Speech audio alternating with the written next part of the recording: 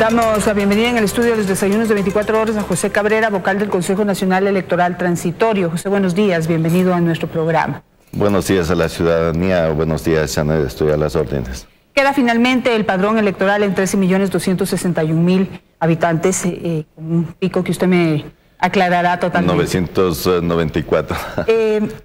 ¿Cómo llegaron a ese número? ¿Qué novedades encontraron? ¿Qué dificultades tuvieron? Bueno, desde el inicio de nuestra gestión, uno de los retos que nos pusimos es colaborar con el Registro Civil en el proceso de mejoramiento de la información del padrón electoral. La responsabilidad del Consejo Nacional Electoral es elaborar el registro electoral y posteriormente el padrón electoral, con base a la información que el Registro Civil nos proporciona. Ante los diferentes reclamos de la ciudadanía, nos pusimos el plan de trabajar conjuntamente con el Registro Civil y ayudar en los temas de ciudadanos que se encontraban con 2 números de cédula, identificándolos, ciudadanos que habían fallecido y que constaban en el padrón electoral. Todos estos 2 componentes trabajamos conjuntamente con el Registro Civil, realizando nosotros un proceso de investigación, solicitando bases de datos, recuperando archivos históricos del mismo Consejo Electoral, con nuestros técnicos, a los cuales aprovecho la oportunidad para agradecerles por todo el esfuerzo, igual los técnicos del Registro Civil, sin que al país le cueste un centavo adicional. Eso ha sido un trabajo de investigación que hemos tenido que parar hasta aquí porque el proceso así lo requiere, pero tiene que continuar. Se puede seguir depurando. Se tiene que seguir depurando. Este es un proceso de mejora continua.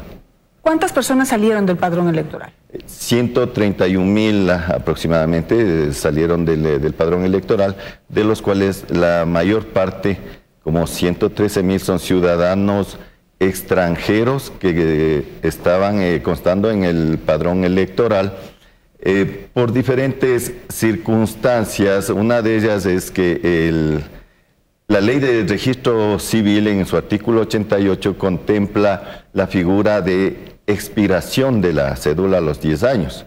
Los ciudadanos que han estado en el país más de 10 años, ciudadanos extranjeros que han estado más de 10 años, que sacaron su cédula de identidad sin haber cumplido el otro requisito, que es haberse inscrito en el registro electoral, pasaban del estatus de extranjero a cédulas expiradas.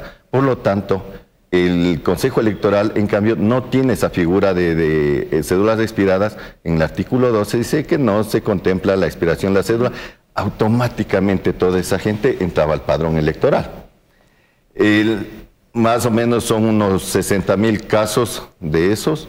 Otro caso fue de los 50.000 que en cambio constan como ciudadanos extranjeros con estatus de extranjeros, pero no habían cumplido los requisitos del artículo 12, repito, de haber residido, artículo 11, perdón, de haber residido en el país legalmente mínimo 5 años y haberse inscrito en el registro electoral. Y a pesar de ello estaban en el padrón. Estaban en el padrón electoral. Había casos de denuncias que no estaban ni 2 años en el país y ya estaban en el padrón y obviamente podían votar. En algunos casos lo han hecho. Hemos podido comprobar que lo han hecho. Entonces estamos trabajando en este tema. Repito, esto no ha concluido. Hemos encontrado casos de ciudadanos extranjeros por coincidencia, que los conocemos, ciudadanos extranjeros que llegaron y automáticamente aparecen empadronados. Nunca estuvieron como extranjeros, ni tampoco como nacionalizados, ni nacionales, sino directamente aparecieron. Estamos trabajando en esos casos. Hemos pedido al Registro Civil que nos entreguen las partidas de nacimiento, las fichas índices, de tal manera de ir buscando y analizando por qué estos ciudadanos automáticamente aparecieron como ecuatorianos. Entonces este proceso tiene que continuar. ¿Qué pasa con los fallecidos, por ejemplo? Los fallecidos, solicitamos las bases de datos a las funerarias, a los cementerios del país. En la mayor parte de los casos, desgraciadamente, tenían las cédulas de los familiares que pagaban las exequias, las pago de las tumbas, etcétera, pero en otros casos sí tenían los números de cédula de las personas que en verdad habían fallecido. Esta información la entregamos al registro civil. El registro civil tiene la información base, ellos revisaron, corrigieron esos errores y nos devolvían al Consejo Electoral la información ya depurada por parte de ellos. Ha sido un trabajo conjunto entre las dos partes. Como les decía a los señores técnicos del registro civil, ¿por qué no lo hicieron esto antes? No hubo la voluntad, únicamente, obviamente los técnicos se sonríen, y es que las cabezas no tenían esta voluntad. No había la voluntad, como digo, política, porque técnica y equipos, están las dos instituciones en las posibilidades de trabajar por el bienestar del país. Ahora, se me ocurren varias cosas, ¿no? De por qué no depuraron el padrón electoral. Primero, por falta de voluntad política. Segundo, porque muchos de esas personas que estaban registradas en el padrón electoral votaron y no tenían que hacerlo. Es decir, hay alguien que se llevó esos votos. Pero también porque depende del número de votantes en cada provincia para saber cuántos diputados puede haber. Por ejemplo, cuántos asambleístas puede haber. ¿Pudo haber influido eso, por ejemplo? Bueno, hasta la cantidad que nosotros hemos ubicado no creo que tenga mucha influencia, pero como digo, todavía falta investigar. Nosotros no tenemos la información origen, es un trabajo de investigación que estamos haciendo. En este caso de las seccionales, un voto ya es la diferencia en una junta parroquial, en un proceso de seccionales para concejales, alcaldes, etcétera. Y a los votos, ese número pequeño, sí influye. Ahora, estos 135,000 que usted dice que han logrado sacar del padrón electoral, ¿podría esto acabar con ese fantasma del fraude? Porque siempre se decía, ¿no?, que el padrón está inflado, que está hiperinflado y que eso podría inclinar la balanza de las elecciones. Sí, en mi caso nunca di un número ni un porcentaje, sabía que existía estas anomalías. Continúa este proceso, debe continuar este proceso porque hay gente, expertos matemáticos, así con todos los analistas de este tema me he reunido. Unos hablan de 2 millones de registros, otros hablan de 1 millón, 1,5 millones. Lamentablemente ninguno me ha dado la fórmula cómo encontrar. Alguno de ellos me decía, tienes que sacar 2 millones para cuadrar con las proyecciones del INE. Decía, ¿qué tal si te saco a ti del padrón? ¿Me vas a reclamar? Igual me va a reclamar 2 millones de personas. Claro, tiene que ser con una justificación, con algo legal, jurídico, que se pueda justificar que salen del padrón. Entonces, este análisis tiene que continuar. Los consejeros definitivos que vendrán a reemplazarnos tienen que continuar este proceso. Nosotros hemos dejado encaminado, hemos tenido la valentía de enfrentar esta situación a pesar de que no es nuestra responsabilidad, pero había que colaborar por el bienestar del país. Otro fenómeno que se encontró, que se determinó, que se aclaró, es esto de la migración de votantes de una provincia a otra, es decir, a través de los cambios de domicilio. ¿Qué irregularidad encontraron ahí y cómo corregirla? Esta situación en los procesos seccionales ha sido común durante todos los procesos electorales porque se trasladan lo que se le conoce como la transhumancia, comúnmente el golondrinaje. Se trasladan ciudadanos de una parroquia a otra, de un cantón a otro, para votar por su familiar, por su amigo.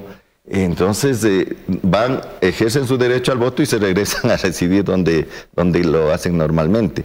Entonces, en esta vez nos hemos puesto en tener un mayor control. En el sistema informático se puso un porcentaje, el 10% del registro electoral de la circunscripción. Si pasaba ese nivel, ya debía la delegación provincial realizar una auditoría física, es decir, acercarse con el documento del cambio de domicilio a verificar si en verdad había el cambio de domicilio, si estaba residiendo los ciudadanos en esos sitios. También por denuncias de la ciudadanía. En las 23 provincias se dio estos casos, únicamente Imbabura no ha reportado estas situaciones, la mayor parte encontramos en Esmeraldas, Incluso ayer hasta el mediodía se encontró 1.500 casos en la provincia de Manabí. Entonces estamos trabajando en eso. Estos cambios de domicilio no van a alterar el número de votantes del padrón. Lo que cambiaría son los lugares donde van a ejercer su derecho al voto. Entonces, son esos casos que se dan. Aproximadamente hemos tenido que hacer entre reversos y anulaciones 15.000 registros de cambios de domicilio. ¿Este golondrinaje podría explicar por qué en determinadas votaciones había poblaciones donde había más votos que habitantes? Sí, ese es uno de los casos. Ustedes saben los problemas que ha habido generalmente Esmeraldas, Manabí, que llegaban buses a votar en ciertas parroquias, en ciertos cantones. Entonces estamos tratando de evitar esos problemas. Seguramente se darán porque algo se habrá pasado, pero hemos tratado en lo posible de cubrir este tema. En cuanto a la ley, que bueno, ahorita ya no se pueden hacer cambios, pero mirando hacia el futuro, ¿existe la manera de controlar de una manera mucho más, digamos, previendo alguna sanción para aquellas personas que se trasladan de un lugar a otro solamente por las elecciones o que ejercen 2 veces el voto? Yo no sé, digamos que haya una previsión mucho más fuerte para que la gente pueda cumplir ese derecho, pero de manera correcta. Está previsto, incluso nosotros no hemos tomado acciones legales, pero está previsto porque en el documento que firma el ciudadano cuando hace su cambio de domicilio, se le está advirtiendo que puede tener problemas legales por perjurios, si no me equivoco, el artículo 270 del COIP.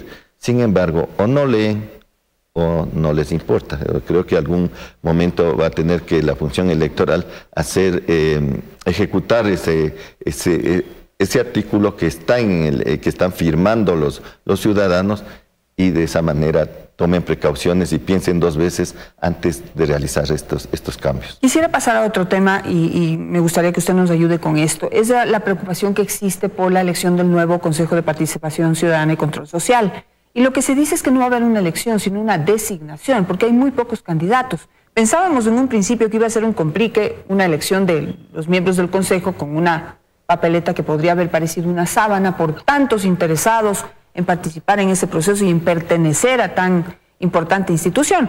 Pero no ha sido así. A los ecuatorianos no les interesa pertenecer a esa institución. Muy pocos son los valientes que quieren pues participar, o quizá los interesados por alguna razón que quieren pertenecer a esa institución. ¿Qué hacemos ahí? Lamentablemente, Janet, tiene usted razón, ha habido muy poca cantidad de gente. Se presentaron 201 postulantes, de los cuales 3 se retiraron, y de los 198 han cumplido con todos los requisitos 28 ciudadanos. En el caso de las nacionalidades indígenas son 2, el cual tendrían que elegir cuál es el titular y cuál es el suplente, nada más. Existen 8 mujeres, de las cuales 3 tienen que ser titulares y 3 suplentes. Sí, es una pena, pero nosotros, con la responsabilidad que tenemos con el país, teníamos que ser estrictos en que cumplan los requisitos. Es una función muy importante la que tiene el Consejo de Participación Ciudadana, y no se podía dejar pasar, sino ser estrictos en el tema, y la Comisión de Verificación de la Información así lo ha hecho.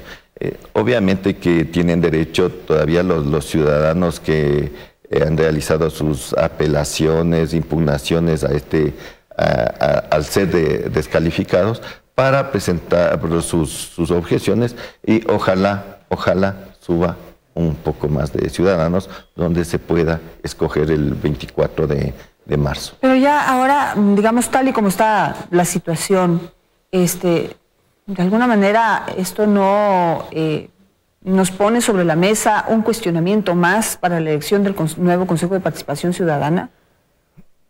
Un cuestionamiento, sí, en lo referente a que la ciudadanía no está interesada.